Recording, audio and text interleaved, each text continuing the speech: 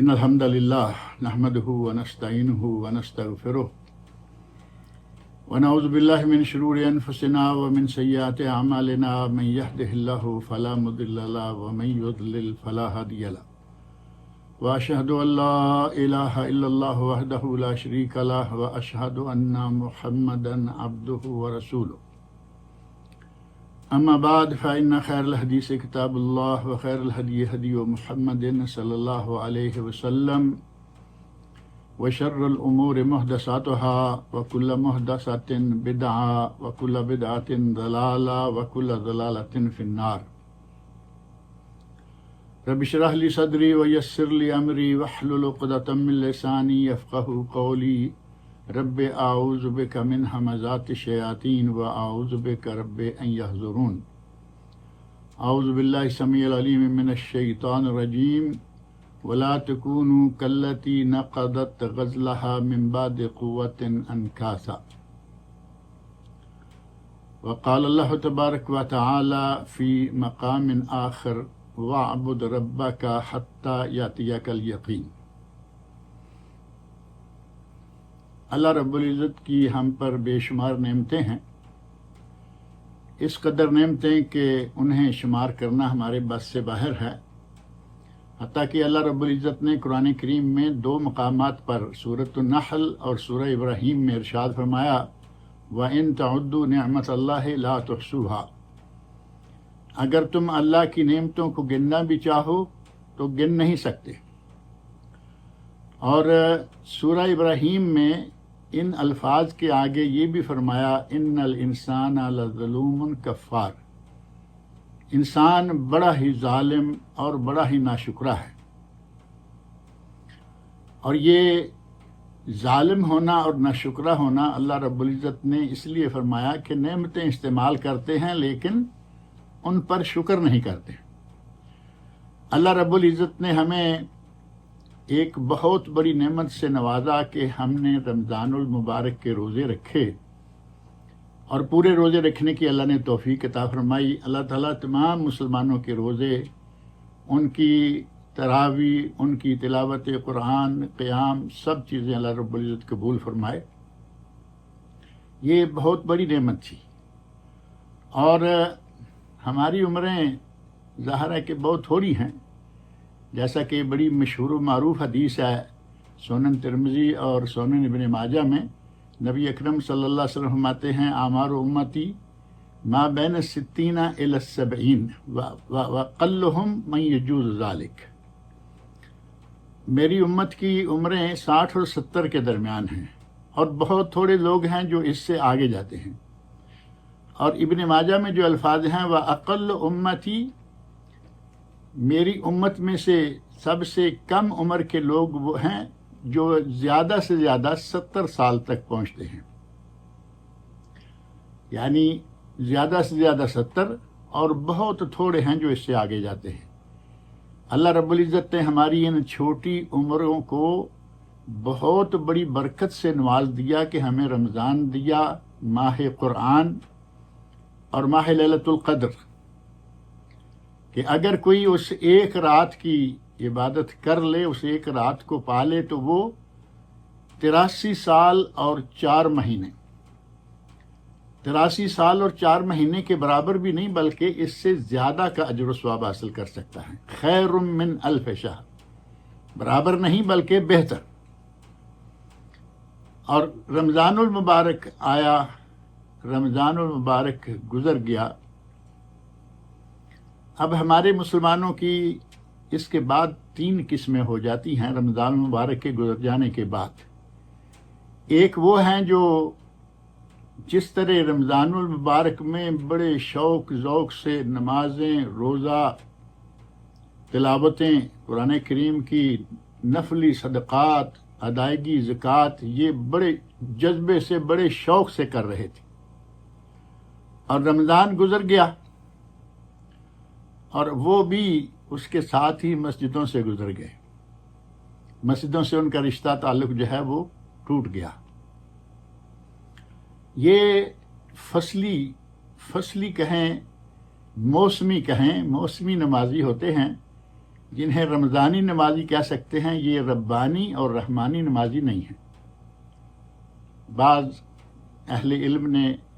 یہ کہا ہے، کن ربانین ولا تکن رمضانین، رمضانی نہ بنو، ربانی بنو، رحمانی بنو، رحمان والے اللہ والے بنو۔ اور جو رمضان گزر جانے کے بعد اپنی نمازوں کو لپیٹ دیتا ہے، ایسا مسلح لپیٹا کہ اب اگلی رمضان میں جا کے وہ کھولے گا تو وہ رمضانی ہوا۔ اور یہ فصلی قسم کے، موسمی قسم کے لوگ جو ہیں،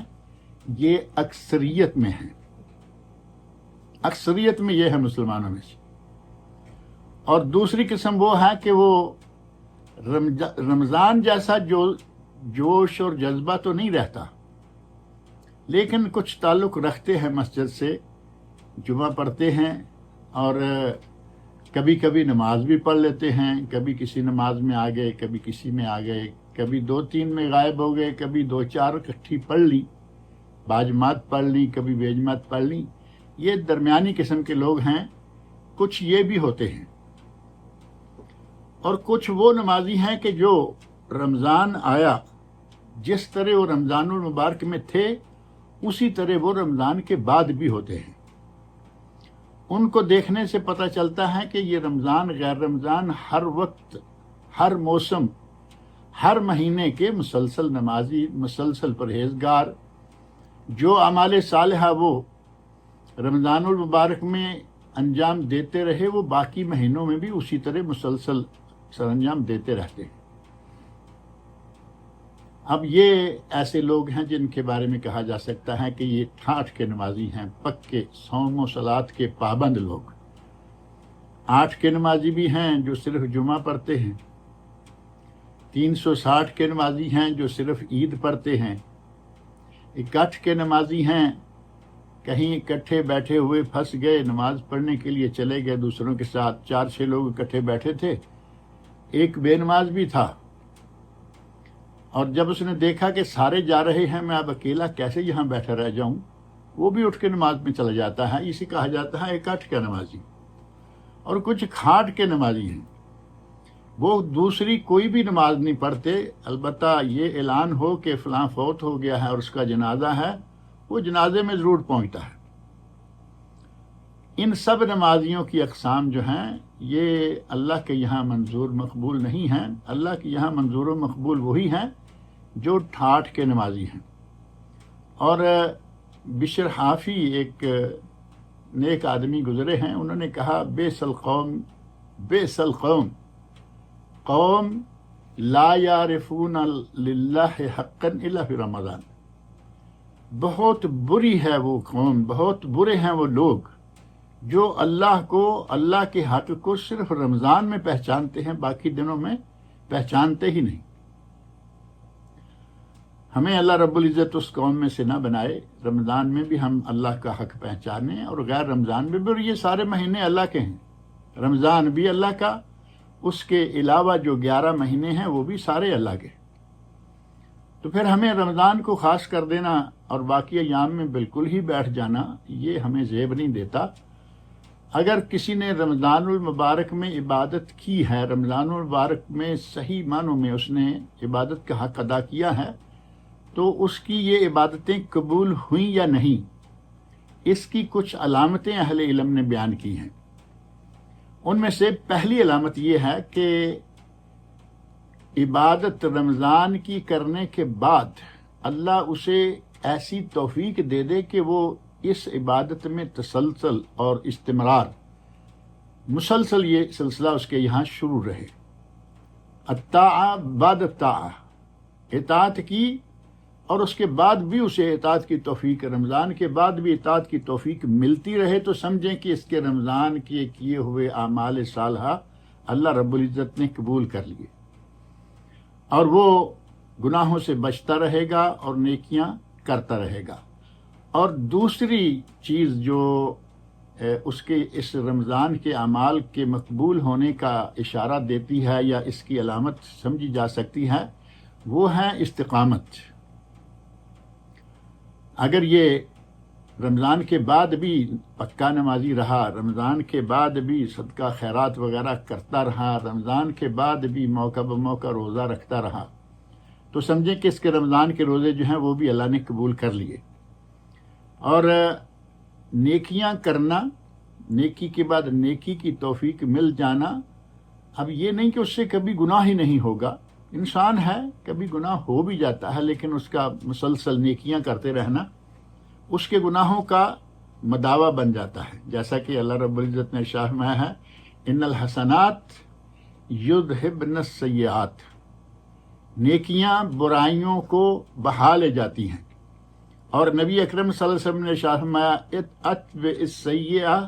الحسنہ تمحوہا، اگر کوئی غلطی ہو جائے، کوتاہی ہو جائے، گناہ ہو جائے تو اس کے بعد نیکی کرو، وہ گناہ کو مٹا دے گی۔ سنن ترمذی اور مسند امام احمد میں حسن درجہ کی سند سے یہ بات موجود ہے۔ اور ایک چیز جو رمضان المبارک کی علامات، رمضان المبارک کے قبول عمل کی علامات میں سے ہے، وہ یہ ہے کہ انسان کا تعلق قرآن کے ساتھ جڑ جائے۔ اب قرآن کریم کے ساتھ ہمارا تعلق کس طرح کا ہوتا ہے؟ سارا سال قرآن کریم کو کہیں کسی اونچی جگہ پہ کسی طاق میں سجا دیا، اچھا خوبصورت غلاف چڑھایا، اس کے اوپر گوٹے کی تاریں بھی لگا دی، اور اس کے بعد اگلی رمضان تک اسے کھولنے کی نوبت ہی نہ آئے، تو یہ تعلق نہیں ہے، یہ تو سراسر بے ادبی ہے قرآن کریم۔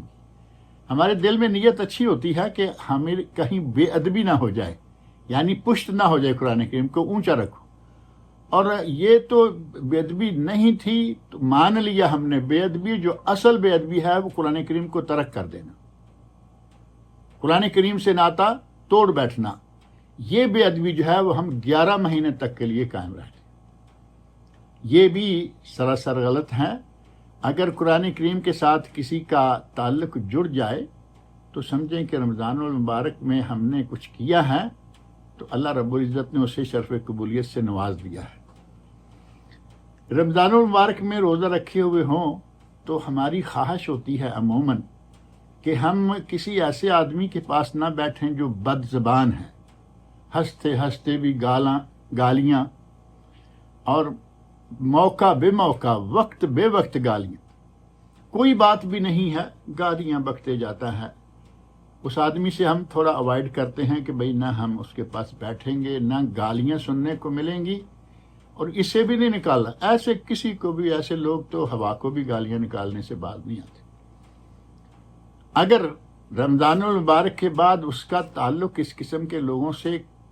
کم ہوتا گیا بلکہ چھوٹ گیا تو سمجھیں کہ اس کی رمضان کی عبادت قبول ہو گئی۔ اس کے دل میں نیک لوگوں کے ساتھ بیٹھنا اٹھنا، اس کا جذبہ بڑھ جائے،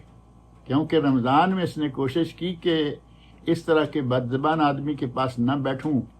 اس طرح کے چغلی اور غیبت کے ماہر کے پاس نہ بیٹھوں تاکہ میرا روزہ خراب نہ ہو۔ رمضان کے بعد بھی اگر وہ اس طرح کے لوگوں سے تعلق ناتا کم کر دیتا ہے، کہیں ضرورت و مجبوری کے تحت ملتا ہے ورنہ نہیں، تو یہ بھی اس کے رمضان المبارک کے اعمال کی قبولیت کی ایک علامت ہوتی ہے۔ اس کا تعلق نیک لوگوں سے جڑ جائے،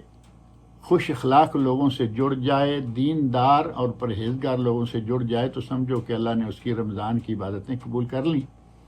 اس سلسلہ میں بہت ساری علامتیں اہل علم نے بیان کی ہیں، جن میں سے یہ چند ایک آپ کے سامنے رکھی ہیں۔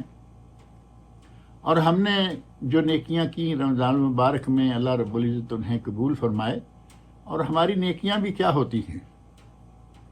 ہماری نیکیاں کیا حیثیت رکھتی ہیں؟ اگر ہم کہیں کہ ان نیکیوں کے بل بوتے پر ہم جنت میں داخل ہو جائیں گے تو ایسا کچھ نہیں۔ جنت میں ان نیکیوں کے بل بوتے پہ داخل ہونا ناممکن ہے، اور ہم آپ ہما شما تو کیا ہیں، نبی اکرم صلی اللہ علیہ وسلم خود اپنے بارے میں فرماتے ہیں، حدیث شریف میں بات یہ موجود ہے صحیح بخاری میں، لن يدخل الجنت لن يدخل الجنت احد منکم بعملہ، تم میں سے کوئی شخص اپنے عمل کے نتیجہ میں، اپنے عمل کی وجہ سے جنت میں داخل نہیں ہو سکتا۔ صحابہ کرام نے سنا تو فوراً کہا ولا انت یا رسول اللہ، اے اللہ کے رسول کیا آپ بھی اپنے عمل کے بل بوتے پہ جنت میں داخل نہیں ہو سکیں گے؟ فرمایا ولا انا، میں بھی نہیں، الا ان یتغمدنی اللہ برحمت منہ وفضل، الا یہ کہ اللہ مجھے اپنی رحمت اور اپنے فضل کے ساتھ ڈھانپ لے تو پھر میں جنت میں داخل ہو سکتا ہوں، ورنہ میں بھی جنت میں داخل نہیں ہو سکتا۔ اب جب یہ عالم ہے ہمارے نبی اکرم صلی اللہ علیہ وسلم کا، تو ہمارا کیا عالم ہے؟ ہمیں تو معلوم ہے کہ ہم کس باغ کی مولی ہیں۔ ہمیں تو چاہیے کہ جتنا بھی ہو سکے زیادہ سے زیادہ نیک اعمال سر انجام دیں۔ اور رمضان گیا، لیکن اب مسلمان تو نہیں گیا نا، اسلام تو نہیں گیا۔ رمضان گیا، مسلمان کو ایک تسلسل نیکیاں کرنے کے لیے ایک تسلسل جو ہے وہ قائم رکھنا چاہیے۔ کچھ عرصہ پہلے ایک صاحب نے چھوٹا سا ایک پیراگراف لکھا، اس نے کہا اعلان عام، جیسے عموماً جلسہ وغیرہ کا اعلان کرتے ہیں، گمشدہ چیز کا اعلان کیا جاتا ہے، اعلان عام، ہمارے کچھ لوگ گزشتہ سال عید الفطر سے گم ہیں، جسے وہ ملیں وہ انہیں مسجد تک پہنچا دیں۔ تو یہ کن لوگوں کے لیے کہا گیا؟ وہی جو رمضان میں عبادت کر لیتے ہیں، عید کی نماز پڑھی اور 2 رکعت نماز عید الفطر، بڑا مشہور جملہ ہے، 2 رکعت نماز عید الفطر، کھا لی سیویاں اور گئی فکر گئی، زیادہ سے زیادہ فرض روزے کی فکر گئی کہ الحمدللہ پورے ہو گئے، فکر گئی زیادہ سے زیادہ نماز تراویح کی فکر گئی، لیکن نماز تراویح بھی تو اصل میں صرف رمضان میں نہیں ہے، باقی مہینوں میں بھی یہ نماز ہے۔ نماز تہجد اور نماز تراویح ایک ہی تو نماز ہے، بلکہ جیسا کہ آپ نے رمضان میں بار بار سنا ہوگا، قیام اللیل، قیام رمضان، صلاۃ التہجد، صلاۃ الوتر اور صلاۃ التراویح، یہ 5 نام ہیں اور یہ نماز یہی ہے۔ اب اتنا بھی بے فکر نہ ہو جائیں، تہجد جو ہے وہ تراویح کی جگہ پر ہے، 11 مہینے تہجد اور 12ویں مہینے وہ نماز جو ہے وہ سحری کی کھانے پینے کی مصروفیات کی وجہ سے اللہ رب العزت نے آسانی فرما دی اور وہ عشاء کی نماز کے ساتھ رکھ دی۔ اب اس طرح اگر ہم نمازوں کو اور دیگر اعمال کو اس طرح نظر انداز کر دیں گے تو پھر ہم نے ماہ رمضان سے کیا سیکھا؟ ماہ رمضان جو ہے وہ کوئی، اگر ہم کہیں کہ ایک موسم ہے، نیکیاں کمانے کا موسم ہے، اس میں کوئی شک نہیں، لیکن وہ ایک محدد اور تھوڑے سے عرصے کا نام نہیں ہے۔ ماہ رمضان ایک کورس ہے جسے ہم ریفریشر کورس کہہ سکتے ہیں، کہ ہر سال اللہ رب العزت ہمیں یہ 30 دنوں کی ٹریننگ کرواتا ہے۔ ان 30 دنوں میں دن کے وقت ہم چغلی نہیں کرتے، نہ چغلی سنتے ہیں، گالی نہیں دیتے، نہ گالی نکالتے ہیں، نہ کسی کے گلے پڑتے ہیں، اگر کوئی گلے پڑ جائے تو کہتے ہیں انی صائم، بھائی میں تو روزے سے ہوں، اور جھوٹ نہیں بولتے، کیونکہ نبی صلی اللہ علیہ وسلم کا ارشاد صحیح بخاری میں آپ رمضان میں سنتے رہے، من لم یدع قول الزور والعمل به فلیس للہ حاجہ ان یدع طعامہ وشرابہ، جو آدمی جھوٹ بولنا، جھوٹ پر عمل کرنا نہیں چھوڑتا، اللہ کو اس کے بھوکا پیاسا مرنے کی کوئی ضرورت نہیں ہے کہ وہ صبح سے لے کے شام تک کچھ کھا نہیں رہا، کچھ پی نہیں رہا، اس نے گالیاں نہیں، اس نے جھوٹ نہیں چھوڑا، اس کا کوئی روزہ نہیں، وہ کھائے یا نہ کھائے۔ اب یہ ساری چیزیں جو ہیں ہمیں رمضان المبارک نے سکھلائیں۔ رمضان ایک مدرسہ ہے، رمضان المبارک ایک کورس ہے، اور اس کورس کے نتیجہ میں ہمیں کچھ بن کے نکلنا ہے۔ اگلے 11 مہینے تک کے لیے ہمیں جو رمضان میں سکھایا گیا، رمضان میں جو ہم نے سیکھا، اس پہ عمل کرنا ہے۔ اور رمضان کے مہینہ میں یہ درس بہت عام یقیناً آتے رہے، آپ سنتے رہے ہوں گے کہ روزے کا اصل مقصد، فلسفہ اور حکمت کیا ہے؟ لعلکم تتقون، صرف دو لفظ، یا ایھا الذین آمنوا کتب علیکم الصیام کما کتب علی الذین من قبلکم لعلکم تتقون، اے ایمان والو تم پر روزہ فرض کیا گیا جیسا کہ تم سے پہلے لوگوں پر بھی روزہ فرض کیا گیا تھا، لعلکم تتقون، تاکہ تم متقی بن جاؤ۔ تقوی حاصل کیسے ہوتا ہے یہ موضوع اب شاید ضروری نہیں ہے، آپ نے یقیناً سنا ہوگا کہ جب آدمی رمضان میں پورا مہینہ اپنی زبان پہ کنٹرول کرتا ہے، اپنی آنکھ پہ کنٹرول کرتا ہے، اپنے کان پہ کنٹرول کرتا ہے، اپنے ہاتھ پہ کنٹرول کرتا ہے، اپنے منہ پہ، پیٹ پہ کنٹرول کرتا ہے، اپنی شرمگاہ پر کنٹرول کرتا ہے، اگر پورا رمضان کا مہینہ یہ ایک ٹریننگ لے لیتا ہے تو یہ اس کے لیے تربیت کا مہینہ رمضان المبارک، اس میں تقوی پیدا کر دیتا ہے۔ اس میں یہ ٹریننگ آ گئی کہ میں نے کیسے دن گزارنا ہے اور کیسے رات گزارنی ہے۔ ظاہر ہے کہ رمضان میں دن کے وقت جو کام منع ہیں، کیا رات کے وقت وہ جائز ہو جائیں گے سوائے چند کاموں کے؟ جھوٹ بولنا دن کو منع، رات کو منع، رمضان میں منع، غیر رمضان میں منع۔ غیبت کرنا دن کو منع، رات کو منع، رمضان میں منع، غیر رمضان میں منع۔ اس طرح گالی گلوچ، کسی پہ چڑھ دوڑنا، مار پیٹ کرنا، یہ سارے کام نہ دن کے وقت جائز ہیں، نہ رات کے وقت، نہ رمضان میں نہ غیر رمضان میں۔ رمضان کے اس مہینہ نے ہمیں یہ درس دیا کہ یہ کام اگر ہم ایک پورا مہینہ چھوڑ کے اپنے روزے کو صحیح رکھ کے زندہ رہ سکتے ہیں، بچ سکتے ہیں، تو آئندہ بھی بچے رہیں گے انشاءاللہ۔ تو یہ ہے تقوی۔ اس طرح رمضان کا روزہ جو ہے یا رمضان کا مہینہ جو ہے وہ ہمیں متقی بناتا ہے۔ ہم نے اس تقوی کا سبق جو ہے وہ رمضان سے حاصل کیا ہے، اور اللہ کرے کہ ہم اور ہمارے تمام مسلمان وہ تقوی کو سمجھیں اور تقوی کے مقام پر قائم رہیں، نہ صرف رمضان میں بلکہ پورا سال۔ اور رمضان مبارک کے بعد کام کرنے والے کون کون سے ہیں، چند باتیں یہ بھی ضروری ہیں۔ رمضان کے بعد اگر کسی کے رمضان کے روزے رہتے ہوں، فرض روزے، وہ مسافر تھا 2-4 روزے چھوٹ گئے، وہ بیمار تھا 2-4 روزے چھوٹ گئے، خاتون ہے، حیض آ گیا، پیریڈ آ گئے، روزے چھوٹ گئے، انہیں چاہیے کہ رمضان کے گزرنے کے بعد، ایک تو عید کا دن ہے، عید کے دن روزہ رکھنا منع ہے، اور وہ شوال کی پہلی تاریخ ہے۔ اگر اس عید کے دن کو چھوڑ کر ایک آدھ دن اور بھی چھوڑ دے کہ مہمان آتے ہیں اور گھر میں مہمان آئے ہوئے ہوں اور گھر والے روزہ رکھے ہوئے ہوں، تو وہ صورتحال بھی کچھ ایسی مناسب نہیں ہوتی۔ 2-3 دن کے بعد روزہ رکھنا شروع کر لیں، اور جو فرض روزے ہیں مکمل کریں۔ اب نفل کی باری آتی ہے، جس کو جو توفیق ہے وہ رکھے۔ جو 6 شوال ہیں، 6 روزے شش عیدی بھی جسے کہا جاتا ہے، بعض اہل علم نے تو کہا کہ پہلے فرض پورے کرو اور پھر وہ رکھو، بہت اچھا ہے۔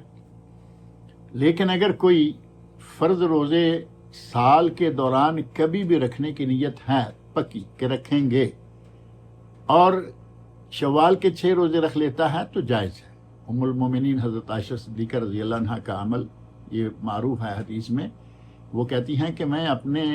رمضان المبارک کے چھوٹے ہوئے فرض روزے شعبان میں رکھتی تھی، تو اس سے پتہ چلتا ہے کہ وہ جائز ہے، یہ عمل افضل ہے کہ وہ پہلے فرض اور پھر نفل رکھے۔ بہرحال خواتین کو، مسافروں کو، مریضوں کو چاہیے کہ وہ یہ فرض چھوٹے ہوئے روزے ہیں وہ جتنی جلدی ہو سکے اس سے سبکدوش ہو جائیں۔ اور ابھی کچھ دن باقی ہیں رمضان میں، اس کے شوال کے گزرنے میں، یہ 4-6 دن جو ہیں، اس کے اندر بھی اپنے کسی کے روزے رہتے ہیں تو وہ مکمل کر سکتا ہے۔ دوسرا یہ کہ رمضان کے بعد اب روزہ تو، فرض روزہ تو ظاہر جیسے میں نے عرض کیا وہ تو مکمل ہو گیا، لیکن اب باقی ہیں یہ ششیدی روزے، 6 شوال۔ اس کے بعد ان 6 شوال کے بارے میں نبی اکرم صلی اللہ علیہ وسلم کا ارشاد معروف ہے، من صام رمضان ثم اتبعہ 6 من شوال کانا کصیام الدہر۔ صحیح مسلم میں اور طبرانی وغیرہ میں حدیث یہ موجود ہے کہ اگر کسی نے رمضان کے روزے رکھے بعد میں 6 روزے اور رکھ لیے تو وہ ایسے ہے جیسے وہ زمانہ بھر، یعنی ہر سال وہ ایسا کرتا ہے تو گویا اس نے ساری عمر روزہ ہی رکھا۔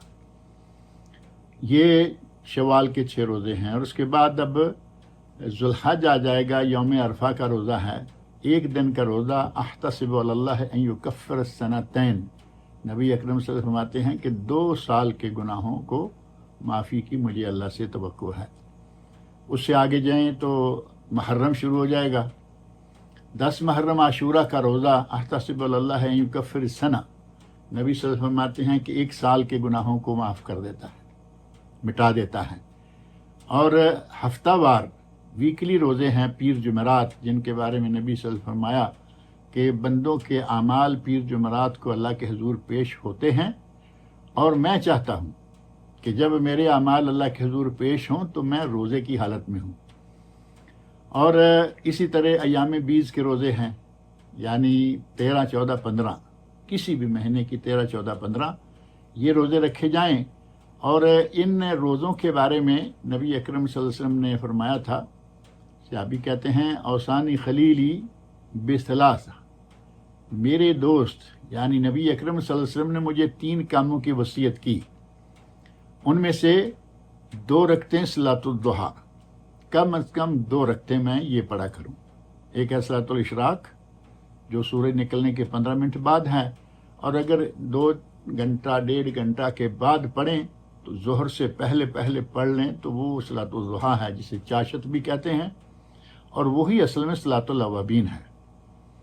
صحیح مسلم میں صلاۃ الاوابین کا وقت یہ بتایا گیا ہے، صلاۃ الضحیٰ۔ ہمارے یہاں پاک و ہند میں چونکہ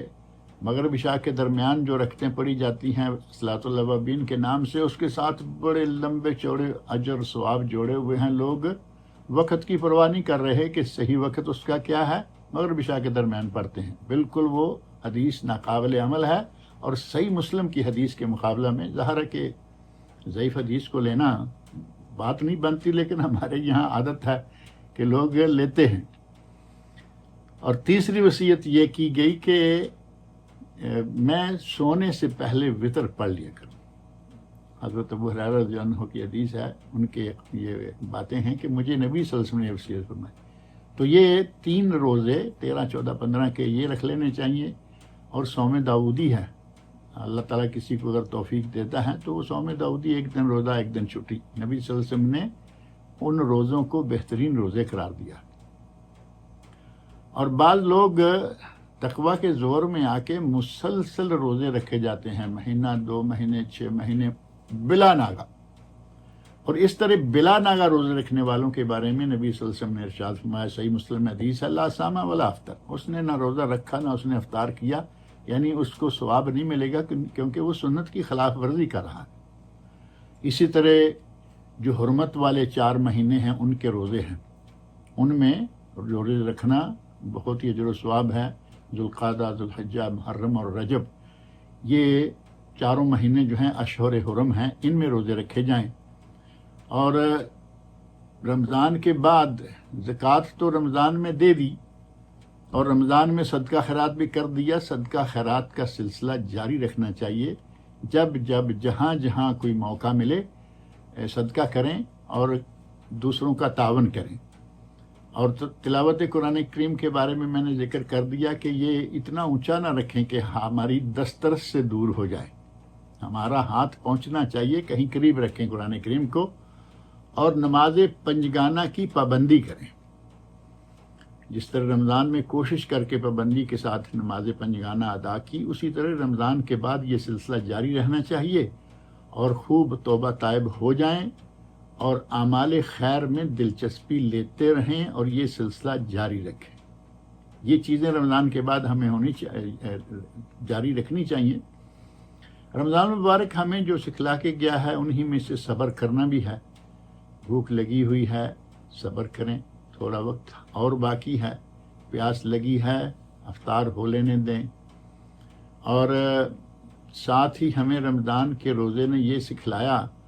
کہ جب ہمیں بھوک لگتی ہے تو آپ یہ تصور کرو کہ آپ تو روزہ کھلنے کے بعد، افطاری کا وقت ہونے کے بعد آپ کھائیں گے اللہ کی نعمتیں۔ ہمارے یہاں تو ہماری افطاری کی جو افطاری کے دسترخوان ہوتے ہیں وہ باقی ایام سے بھی بڑے ہوتے ہیں۔ اب تصور کریں ان لوگوں کا کہ جو کھانا چاہتے ہیں اور ان کے پاس ہے ہی نہیں، فقراء اور مساکین کا مواسات، ان کے بارے میں احساس کریں، تصور میں لائیں۔ اور روزے نے، رمضان نے ہی ہمیں یہ بھی درس دیا کہ جو کام کریں وہ صرف اللہ کے لیے کریں، دکھلاوا نہ ہو۔ رمضان کا روزہ جو ہے وہ اگر دکھلاوا کرنا بھی کوئی چاہے تو اس میں کر نہیں سکتا، کیونکہ یہ صرف اللہ کے لیے ہی رکھا جا سکتا ہے۔ بال بچوں کے ساتھ، بہن بھائی کے ساتھ، ماں باپ کے ساتھ کھانا کھایا اور شو کر دیا کہ میں نے روزہ رکھا ہے، اور دفتر میں جائے، باہر جائے، کچھ بھی کھاتا پیتا رہے، شام کو آ کے ان کے ساتھ پھر افطاری کر لے، تو ان کو کیا معلوم ہے کہ اس نے روزہ رکھا ہے یا نہیں۔ اگر اللہ رب العزت کے لیے نہ رکھا ہو، اگر وہ ریاکاری کرنا چاہے تو اس کے لیے تو ایسا چانس ہی نہیں ہے۔ باقی عبادتوں میں، ہر عبادت میں کوئی نہ کوئی دیکھتا ہے،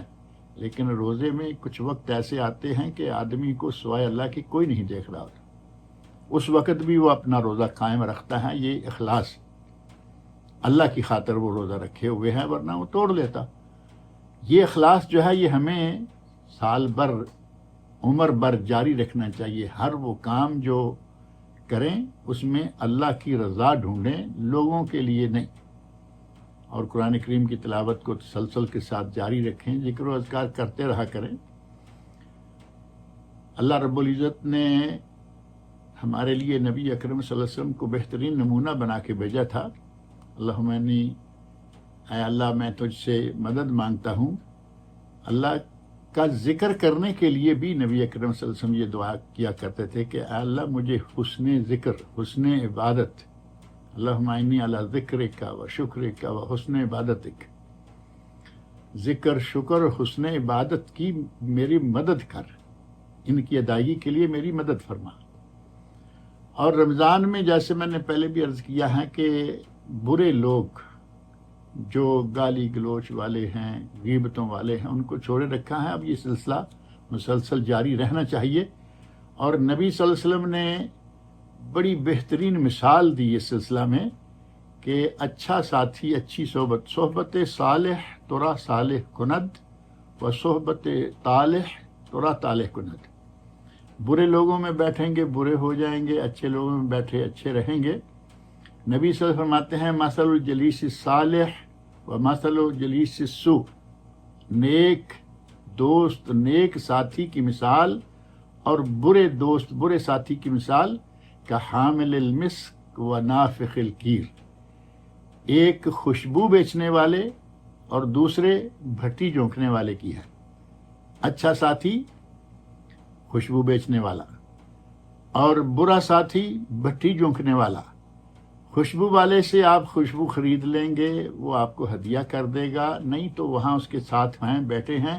اس کی دکان ہے، بیٹھے ہیں، اس کے پاس بیٹھے ہیں کہیں بھی، تو آپ کے مشام جان خوشبو سے معطر رہیں گے۔ اور اگر آپ بھٹی والے کے پاس بیٹھے ہوئے ہیں تو اس وقت کیا عالم ہوگا؟ یا تو کوئی نہ کوئی چنگاری اڑے گی، جیسا کہ شرارے اڑتے ہیں آگ سے، وہ کپڑے پہ پڑے گی، کپڑا جلا دے گی، سوراخ کر دے گی۔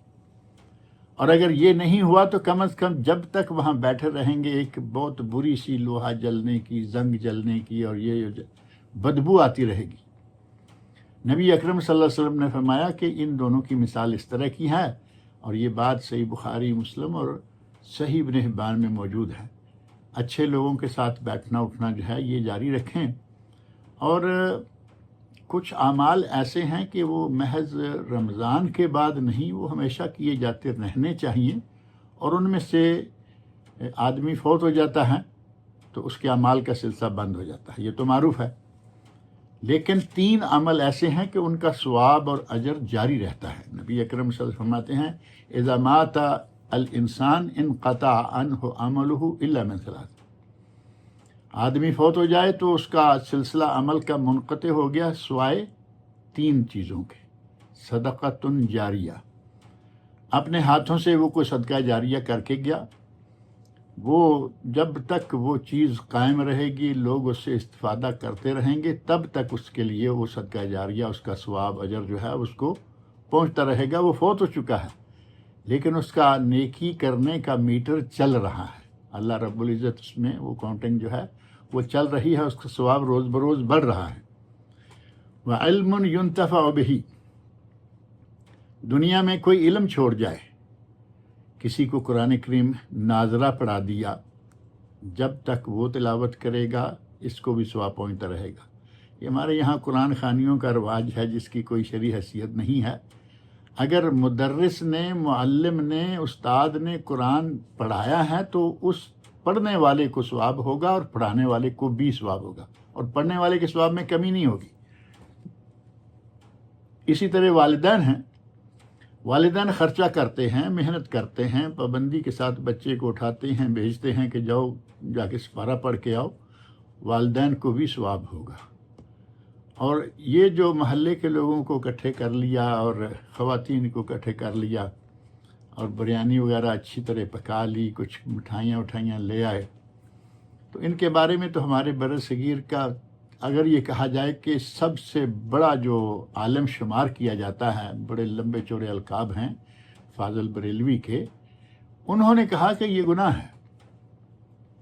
آج اگرچہ کرتے سارے زیادہ تر انہی کے لوگ ہیں، لیکن انہوں نے کہا کہ اجرت پر قرآن پڑھنا، قرآن خوانی گناہ ہے۔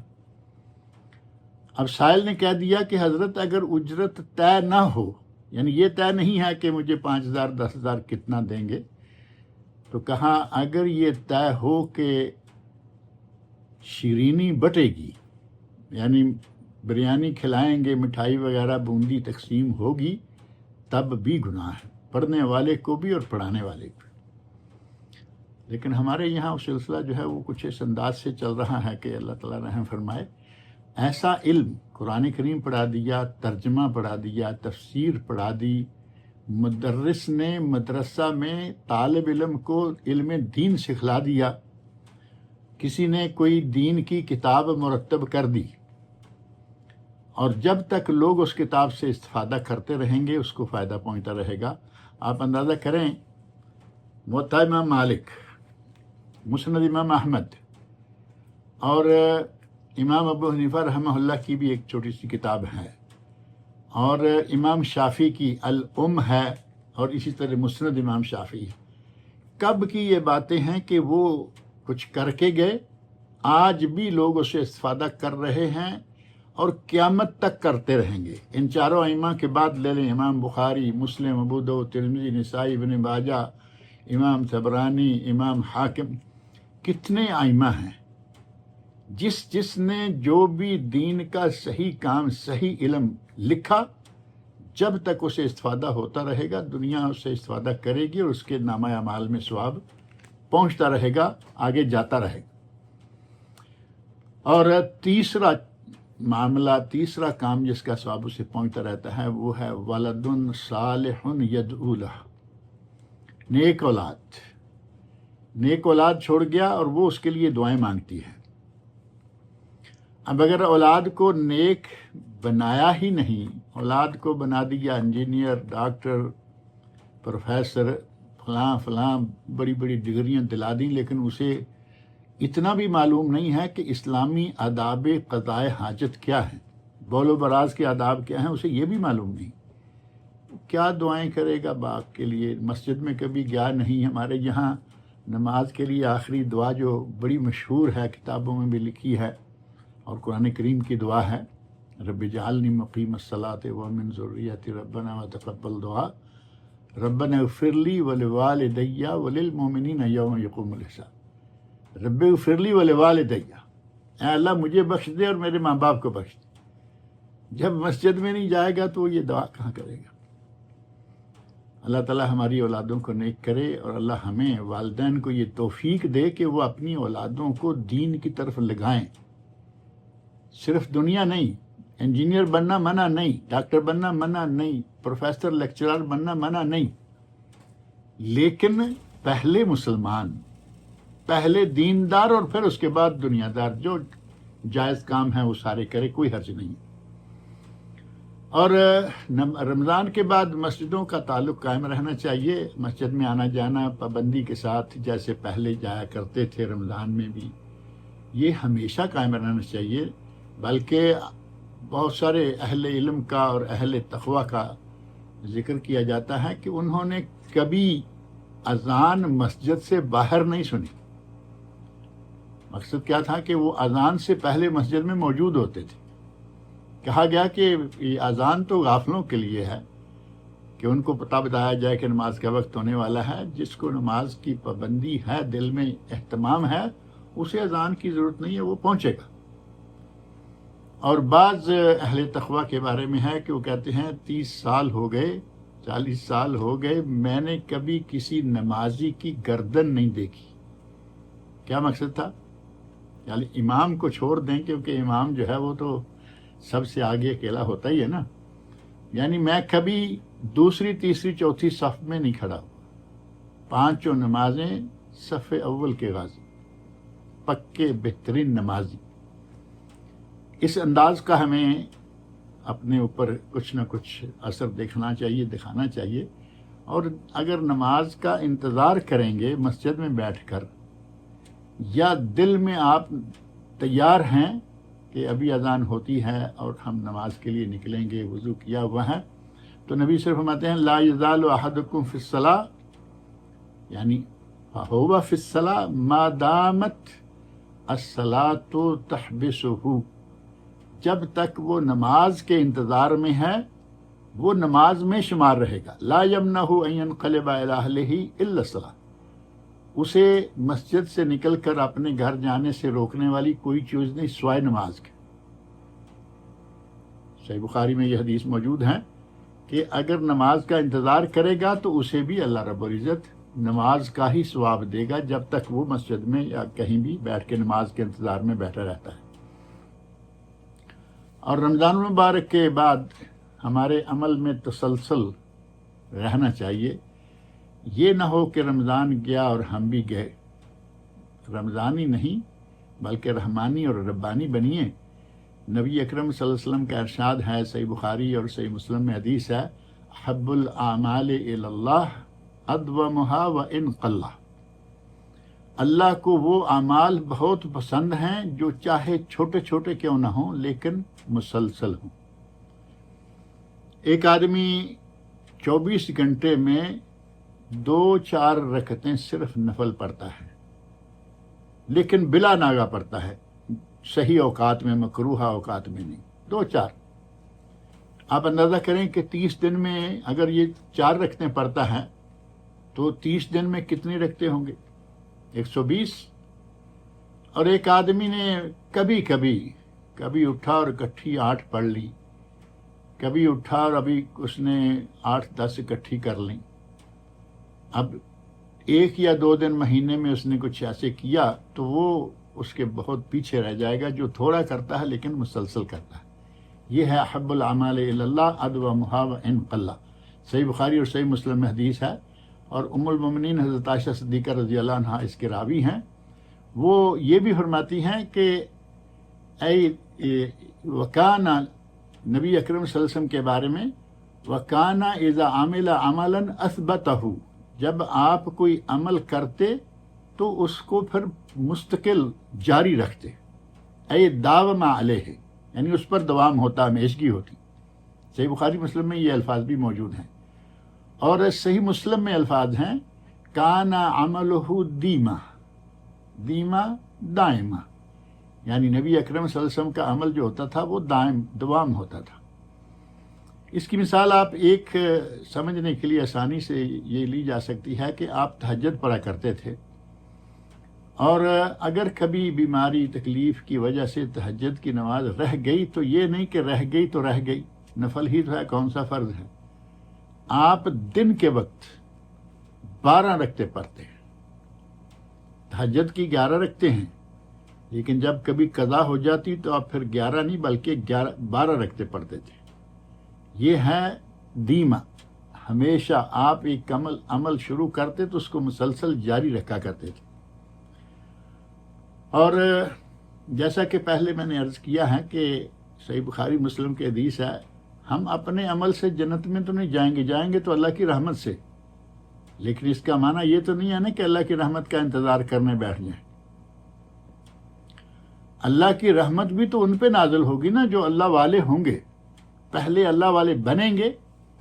پھر وہ اپنی رحمت نازل کرے گا۔ اللہ کی مانتے نہیں، رسول اللہ کی مانتے نہیں، خلفاء راشدین کی مانتے نہیں، اور کچھ تو بدبخت وہ ہیں جو ماننا تو دور کی بات، گالیاں بکتے ہیں، برا بھلا کہتے ہیں خلفاء راشدین کو، امہات المومنین کو۔ اللہ رب العزت ہم لوگوں کو غارت کرے۔ یہ جو اللہ رسول کی مانتا ہی نہیں ہے وہ کہے گا کہ مجھ پہ اللہ رحمت کرے گا اور مجھے جنت میں داخل کر دے گا۔ یہ تو ظاہر ہے کہ نبی صلی اللہ علیہ وسلم اتنا عمل کریں جن کو یہ پہلے بشارت دی جا چکی ہے۔ سورہ فتح کے شروع میں اللہ نے فرمایا یغفر اللہ تعالیٰ ما تقدم من ذنبک وما تاخر، پہلے پچھلے تمام گناہ اللہ نے معاف کر رکھے، پھر بھی آپ رات کو اتنا لمبا قیام کرتے ہیں کہ پاؤں سوج جاتے، کبھی کبھی پاؤں سے خون کے ریشے پھوٹ پڑتے۔ وہ اتنی عبادت کریں اور پھر کہیں کہ اللہ کی رحمت ہوگی تو میں بخشا جاؤں گا، اور ہم جو بے عمل نہیں تو کم از کم عمل تو بہت ہیں، اور ہم بھی کہیں کہ اللہ رب العزت اپنی رحمت فرمائے گا، عمل میں اضافہ کریں، عمل میں بڑھیں، اور جو بالکل ہی بے عمل ہیں ان کو تو یہ توقع بھی نہیں ہونی چاہیے کہ اللہ رب العزت ان پر رحمت کرے گا۔ تسلسل قائم رکھیں، اپنے اعمال کو جاری رکھیں، اور پھر یقیناً اللہ رب العزت اپنی رحمتیں فرمائے گا اور انسان جو ہے وہ جنت میں داخل ہو سکے گا۔ اور پھر تسلسل ہو اور استقامت والا ہو، یعنی آپ نے کوئی کام شروع کیا ہے تو پھر اس پہ پکے ہو جائے، نیک کام ہے پکے ہو جائے، اللہ نے توفیق دی تو یہ میں جاری رکھوں گا، اگر کبھی کسی وجہ سے چھوٹتا ہے تو وہ بات الگ ہے، اور اگر آپ تسلسل قائم رکھیں گے، اس پر استقامت ہوگی تو اللہ رب العزت نے اس کے لیے بڑی بشارت رکھی ہے، ان الذین قالوا ربنا اللہ ثم استقاموا فلا خوف علیہم ولا هم یحزنون۔ جو لوگ کہیں کہ ہمارا رب اللہ ہے، یعنی اللہ کو اپنا رب مان لیا، ثم استقاموا، اور پھر اس پر استقامت اختیار کی۔ اب استقامت ایک ہے عقیدے کی، توحید کی استقامت، جو حضرت بلال رضی اللہ عنہ کی مثالوں میں موجود ہے، حضرت سمیہ اول شہیدۃ فی الاسلام، عمار، ان لوگوں کی استقامت ہے عقیدے کی، عمل کی استقامت، اور ایک صرف عمل کی استقامت ہے کہ کام شروع کیا ہے تو اب اس پہ پکے ہو جائیں، اگر پکے ہو گئے تو اللہ رب العزت اس کے لیے یہ فرما رہے ہیں کہ اسے کوئی خوف نہیں ہوگا، فلا خوف علیہم ولا هم یحزنون، اور نہ انہیں کوئی غم ہوگا، اولئک اصحاب الجنہ خالدین فیہا بما کانوا یعملون، یہ اہل جنت ہیں اور اللہ ان کو جنت عطا کرے گا ان کے ان اعمال کے نتیجہ میں۔ سورۃ الاحقاف کی آیت نمبر 13 اور 14 ہیں یہ ہمارے لیے تسلسل جو ہے وہ اس پہ استقامت ہو تو پھر اس کے فوائد و ثمرات بھی بہت ہیں تسلسل کے، اور کسی بھی نیک کام پر ہمیشگی کے فوائد جو ہیں وہ بہت ہیں، جن میں سے ایک فائدہ تو یہ ہے کہ جو آدمی مسلسل کوئی کام کرتا رہتا ہے، نیک کام، نیک عمل، اگر کبھی کسی عذر یا مرض، سفر میں چلا گیا، بیمار ہو گیا، وہ کام نہیں کر پا رہا، تو اللہ رب العزت اسے اس کا وہی اجر دے گا جو تندرستی کے دنوں میں اور مقیم ہونے کی حالت میں جو اجر اس کو ملتا تھا۔ نبی اکرم صلی اللہ علیہ وسلم کا ارشاد صحیح بخاری، اذا مرض العبد او سافر، اگر بندہ جو نیک اعمال سر انجام دے رہا تھا اگر وہ بیمار ہو جائے یا سفر پہ چلا جائے، کتب لہ من العمل ما کان یعملہ وہو صحیح مقیم، اس کے لیے اللہ وہی عمل لکھ دے گا، لکھتا رہے گا، لکھواتا رہے گا جو وہ مقیم اور تندرست ہونے کی حالت میں کیا کرتا تھا۔ یعنی استمرار کا اور دوام کا، ہمیشگی کا، تسلسل کا یہ فائدہ ہے کہ اگر کسی عذر کی وجہ سے، سفر مرض کی وجہ سے وہ عمل نہیں بھی کر پا رہا تو اس کا وہ میٹر جاری ہے، اللہ رب العزت اس کے لیے وہ عمل جو ہے، اس کی نیکی تسلسل کے ساتھ اسے مہیا کرتا رہے گا۔ اور دوسرا فائدہ اس کا جو بہت ہی بڑا فائدہ ہے وہ ہے حسن خاتمہ کی توقع۔ ایک آدمی نیک عمل کرتا ہے اور نیک عمل پر مسلسل جاری رہتا ہے تو اس کے حسن خاتمہ کی توقع کی جا سکتی ہے، کیونکہ صحیح مسلم میں نبی اکرم صلی اللہ علیہ وسلم ارشاد ہیں یبعث کل عبد علی ما مات علیہ، ہر بندہ قیامت کے دن اسی عمل پر اٹھایا جائے گا جس پر اس کی وفات ہوئی، یعنی نماز پڑھتا تھا، زکوٰۃ دیتا تھا، صدقہ خیرات کرتا تھا، لوگوں کے ساتھ بر و احسان کرتا تھا، صلہ رحمی کرتا تھا، فقراء مساکین یتیموں بیواؤں کی مدد کرتا تھا، قیامت کے دن اسے اسی طرح کا نیک عمل سر انجام دینے والا شخص بنا کے اٹھایا جائے گا۔ اور ایک یہ کہ جو آدمی اطاعت اور فرما برداری میں رہتا ہے مسلسل، ایک فائدہ اس کا یہ بھی ہے وہ نافرمانی سے بچا رہے گا۔ جو آدمی فرما برداری میں ہے، اللہ رب العزت کی اطاعت کر رہا ہے، رسول اللہ صلی اللہ علیہ وسلم کی اطاعت کر رہا ہے، تو اطاعت کے دوران تو ظاہر ہے کہ نافرمانی اور گناہ سے وہ بچا رہے گا۔ میں ایک مثال کبھی کبھی دیا کرتا ہوں کہ جب تک ہم مسجد میں رہتے ہیں عموماً گناہوں سے بچے رہتے ہیں۔ یہ بات الگ ہے کہ کچھ لوگوں کو مسجد میں بھی شیطان نہیں چھوڑتا، 2 3 4 لوگ دیکھا کہ ابھی 10 15 منٹ جماعت میں باقی ہیں، کہیں کسی وجہ سے جلدی آ گئے تو ایک سائیڈ میں ہو کے تینوں اکٹھے سر جوڑ کے بیٹھ جائیں گے اور غیبتیں شروع کر دیں گے مسجد میں۔ اب ان کو آپ اس کھاتے میں نہ ڈالیں، لیکن اگر کوئی مسجد میں ہے تو اللہ اللہ کر رہا ہے، تلاوت کر رہا ہے، نفل پڑھ رہا ہے، تو وہ گناہوں سے بچا ہوا ہے۔ اس آدمی نے اپنے آپ کو گناہوں سے بچائے رکھا، اطاعت میں ہے تو نافرمانی اس سے دور رہے گی، جیسا کہ نبی صلی اللہ علیہ وسلم شہمت ہیں کل الناس یغدو، لوگ اب نکلتے ہیں صبح، فبائع نفسہ فموتقھا او موبقھا، وہ 2 قسمیں ہو جاتی ہیں۔ ایک وہ ہیں جو اللہ رسول کی اطاعت میں رہتے ہیں، نیک اعمال سر انجام دینے میں رہتے ہیں، اس نے اپنے نفس کو آزاد کر لیا۔ اور ایک وہ ہے جو شیطان کی اطاعت میں لگ جاتا ہے، نیکیاں کرنے کی بجائے برائیوں میں گھس جاتا ہے، اس نے اپنے آپ کو ہلاک کر لیا، اپنے آپ کو اس نے تباہ کر لیا۔ حسن خاتمہ جو ہے یہ مسلسل عمل کرنے کے نتیجہ میں حسن خاتمہ کی توقع کی جا سکتی ہے، اور یہ آدمی کے لیے یقیناً ایک بہت ہی بڑی بات ہوگی کہ آدمی کا خاتمہ اچھے کام پر ہو جائے۔ اور اسی لیے لوگ دعائیں مانگتے رہتے ہیں، اللہم احسن خاتمتنا، اے اللہ ہمارا خاتمہ بالخیر کریں۔ اور ایسے ہی جب آدمی کوئی عام کام مسلسل کرتا رہتا ہے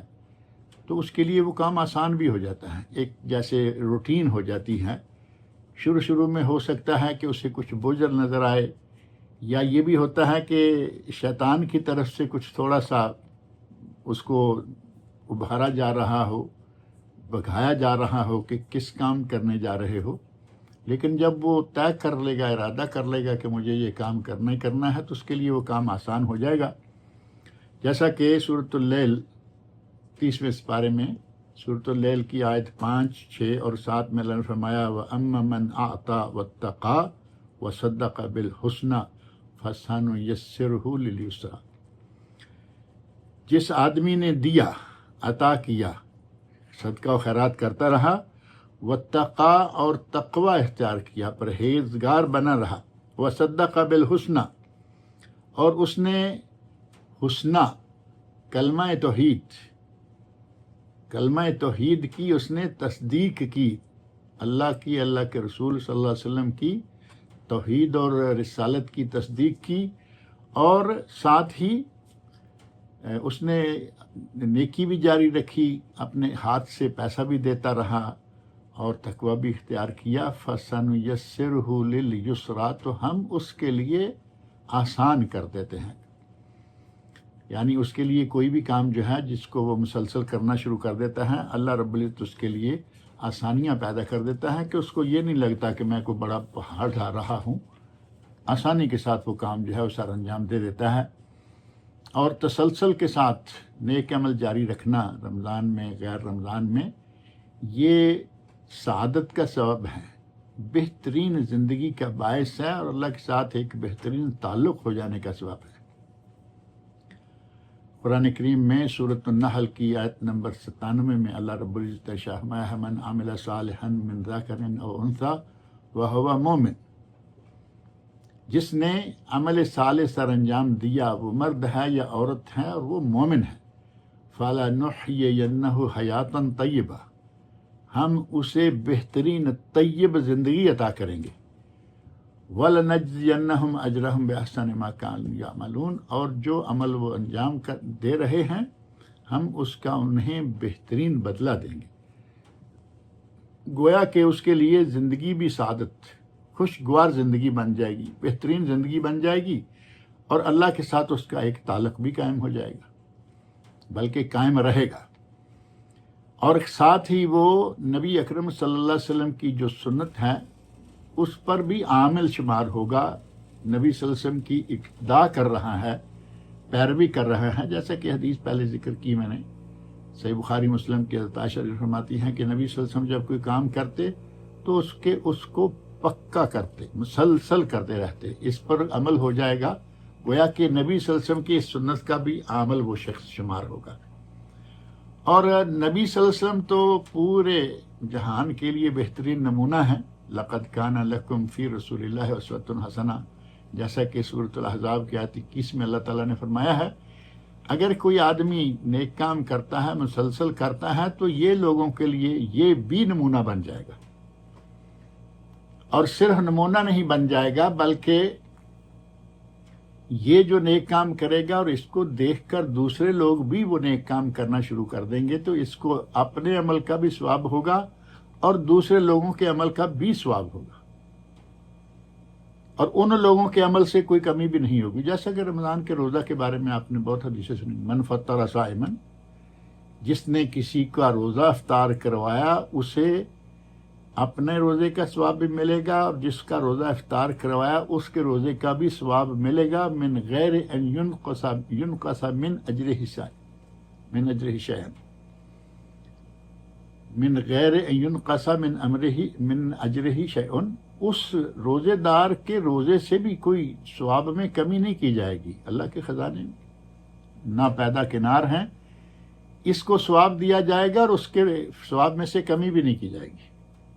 تو اسی طرح اگر کوئی آدمی اچھا کام کرتا ہے، کرتا رہتا ہے، اور کبھی کوئی اسے دیکھ کے اسی طرح کا کام کرنا شروع کر دیتا ہے، تو اس کو اپنے عمل کا ثواب ملے گا، جو لوگ دیکھ کے کرنا شروع کریں گے ان کا بھی ثواب ملے گا۔ صحیح مسلم، سنن ترمذی اور مسند امام احمد میں حدیث ہے،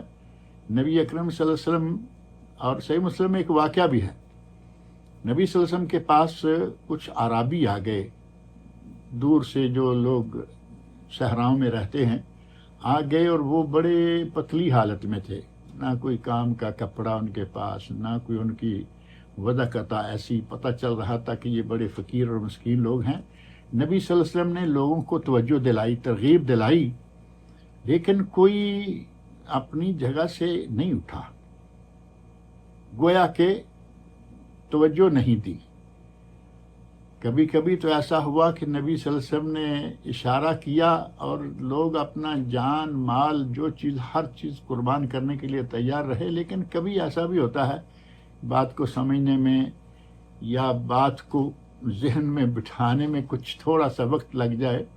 اور ایسا آپ کے علم میں ہے کہ صلح حدیبیہ کے موقع پر بھی ہوا تھا۔ یہاں بھی ایسا ہوا کہ آپ نے ترغیب دلائی کہ لوگ ان پر صدقہ کریں، لیکن کوئی ٹس سے مس نہیں ہوا۔ ایک آدمی اٹھا گیا اور چاندی کی تھیلی لا کے اس نے رکھ دی، یا رسول اللہ یہ ان کے لیے ہے۔ دوسرا اٹھا، اس نے بھی رکھ دی۔ تیسرا، پھر آہستہ آہستہ لائن لگ گئی اور ڈھیر لگ گیا دولت کا۔ اس وقت نبی اکرم صلی اللہ علیہ وسلم نے فرمایا تھا، من سن سنتا حسنہ فعمل بها کان له اجرها ومثل اجر من عمل بها من بعدہ، جس نے کسی نیک سنت کا اجرا کیا، احیاء کیا، جس نے نیک کام کا احیا کیا، سنت کا احیا کیا، اس کی میں تھوڑی بعد میں ذکر کرتا ہوں، اس نے کسی سنت کا احیا کیا، اسے اپنے عمل کا ثواب بھی ملے گا، اور جتنے لوگ اسے دیکھ کر عمل کریں گے ان کا ثواب بھی ملے گا۔ لا ينقص من اجورہم شیء، اور جو لوگ آئے ہیں ان کو بھی ثواب ملے گا، ان سب کے برابر اس سے بھی ثواب ملے گا، اور ان کے ثواب میں کوئی کمی نہیں ہوگی، جیسے رمضان کا روزہ افطار کرنے والی۔ ومن سن سنہ سیئہ، اگر کسی نے کسی برے کام کا آغاز کیا، فعمل بها، اس پر عمل کیا گیا، کان علیہ وزرہا ووزر من عمل بها من بعدہ، اس کو بھی گناہ، جتنے لوگ اس کو دیکھ کر دیکھا دیکھی کریں گے ان کا گناہ بھی اس کے سر ان کے برابر۔ لا ينقص من اوزارہم شیء، ان کے گناہ سے کمی بھی نہیں ہوگی۔ اب یہ نہیں کہ ان کا گناہ کم ہو جائے گا، ان کا گناہ رہے گا، لیکن اتنا ہی گناہ اس کو بھی ملے گا۔ یہ صحیح مسلم کے علاوہ سنن ترمذی اور ابن ماجہ میں بھی حدیث موجود ہے۔ اور یہاں آپ بات یہ ذہن میں رکھیں، جو میں چاہتا تھا کہ میں تھوڑی سی بات اس کے بارے میں کرتا ہوں۔ نبی صلی اللہ علیہ وسلم پہلے تو پریشان ہوئے کہ جب کوئی اٹھ نہیں رہا، اور بعد میں آپ بہت خوش ہوئے، مسرور، چہرہ چمک اٹھا۔ جو یہاں سنہ سیئہ اور سنہ حسنہ کی بات ہے، اگر کہیں کہ نبی صلی اللہ علیہ وسلم کی طرف سے کوئی سنہ سیئہ ہوگی تو یہ تو سوچنا بھی بیکار ہے۔ نبی صلی اللہ علیہ وسلم کو نبی ماننے والا یہ سوچ بھی نہیں سکتا۔ رہا سنہ حسنہ، من سنہ سنہ حسنہ، جس نے کسی اچھے کام کا آغاز کیا، تو اس سے مراد وہ آغاز نہیں ہے جو آج کل ہمارے یہاں ہو رہا ہے، نہ قرآن کریم میں ہے، نہ حدیث شریف میں ہے، نہ خلفاء راشدین کی زندگی میں ہوا، حتیٰ کہ نہ صحابہ کی زندگی میں، تابعین کی زندگی میں، تبع کبھی ہوا نہیں۔ 200 سال، 400 سال، 600 سال بعد آ کے کام شروع ہوا، اور کچھ ابھی شروع ہو رہے ہیں۔ اب تو 1400 سال گزر کے، 1450 سال، ابھی بھی کچھ کام۔ یہ سننا نہیں حسنہ، یہ چاہے کتنی بھی حسنہ نظر آئے گی، حسنہ نہیں ہوگی۔ سنت ثابت ہے آلریڈی، اور کسی وجہ سے وہ اس وقت سامنے نہیں آئی۔ اگر کسی نے اس کی یاد دہانی کے لیے، اس کی یاد تازہ کرنے کے لیے اس کام کا آغاز کیا، یہ ہے من سنہ سنہ حسنہ۔ نبی صلی اللہ علیہ وسلم نے ان فقراء پر صدقہ کرنے کی ترغیب دلائی، کوئی نہیں اٹھ رہا۔ ایک آدمی اٹھا، چاندی کی تھیلی لایا، دوسرا اٹھا، تیسرا اٹھا، سارے باری باری جا کے انہوں نے لا کے امدادی سامان کا ڈھیر لگا دیا۔ یہ تھی من سنہ سنہ حسنہ۔ اور ہم نے جو سنتیں بنانا شروع کر رکھی ہیں، وہ سنتیں نہیں، وہ بدعتیں ہیں۔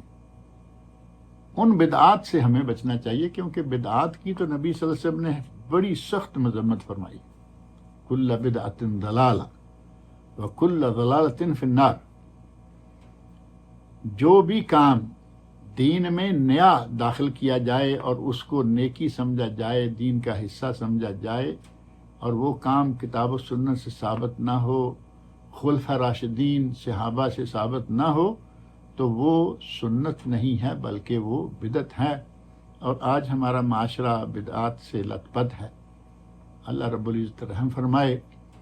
ہمیں نبی اکرم صلی اللہ علیہ وسلم کی سنتوں پر عمل کرنے کی توفیق عطا فرمائے۔ اللہ رب العزت مجھے اور آپ سب لوگوں کو رمضان کے مدرسہ سے کچھ سبق جو حاصل کیے ہیں ان کو یاد رکھنے کی، اور سال بھر بلکہ عمر بھر ان پر مسلسل قائم رہنے کی استقامت کی توفیق عطا فرمائے۔ اللہ رب العزت مجھے اور آپ سب لوگوں کو نیک عمل کی توفیق سے نوازے۔ والسلام علیکم ورحمۃ اللہ وبرکاتہ۔